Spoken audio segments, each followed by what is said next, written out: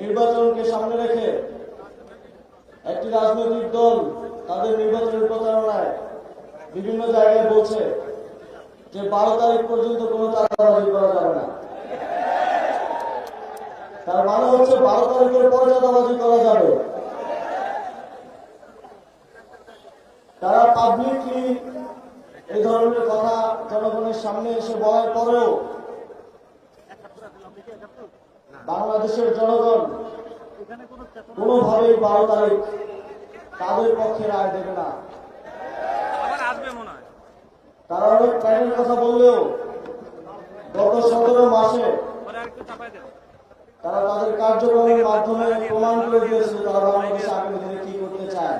আমরা তাদের নির্বাচনী প্রচারণায় প্রত্যক্ষ করছি, প্রত্যেকটি জেলায় জেলায় গিয়ে তারা ভুলভাল কথা বলছেন।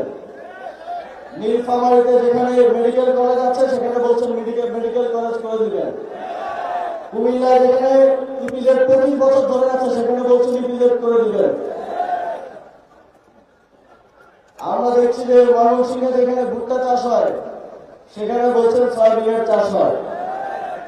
আপনারা যে দেশকে জানেনই না, এই দেশের কোথায় মানুষের কি সমস্যা, কৃষকের কি সমস্যা, মেহনতি মানুষের কি কি সমস্যা সেটাই আপনারা জানেন না, তাহলে কিভাবে আপনারা স্বপ্ন দেখেন যে আপনারা এই দেশকে মুক্তি দিবেন?